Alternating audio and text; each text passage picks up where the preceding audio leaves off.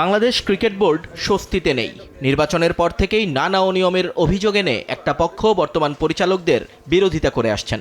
অবস্থা এখন এতটাই বেগতিক, বিসিবির বর্তমান কমিটি নিয়ে চলছে এনএসসির তদন্ত।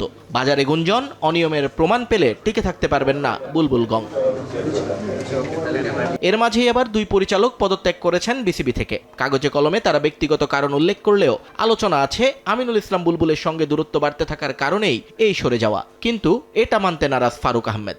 তার কথা, কারণগুলো ব্যক্তিগত, আর এমন দুই একজন না থাকলে নাকি বোর্ডের কার্যক্রমেও হবে না কোনো সমস্যা। রেজিগনেশন এটা দেখেছি একান্ত ব্যক্তিগত কারণ দেখিয়েছে।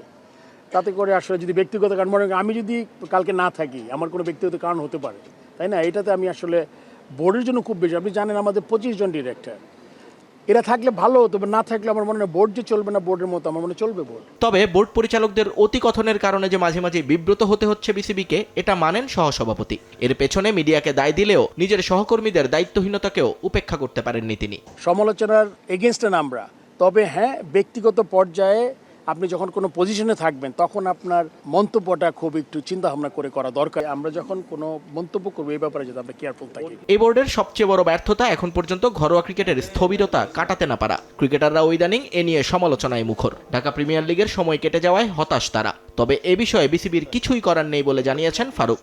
তার কথা, বল এখন ক্লাবের কোর্টে, তাই ক্রিকেটারদের পরামর্শ দিলেন ক্লাবের দরজা নক করতে। প্লেয়ারদের কাছ থেকে একটা কথা শুনি যে ক্রিকেট বোর্ড যা আশা করেছিলাম তা করছে না।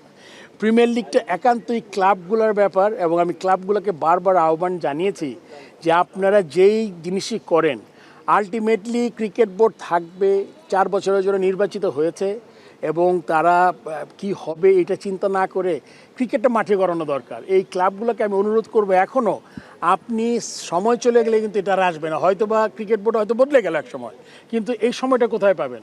এই জন্য বারবার বলছি, এবং প্লেয়ারদের আমি মনে করি আরও অ্যাক্টিভ হয়ে তার পার্টিকুলার যে ক্লাবে আছে তাদের সাথে যোগাযোগ করে।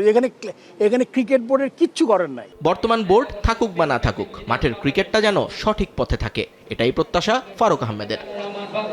নিয়ন মোহাইমিন, সময় সংবাদ, ঢাকা।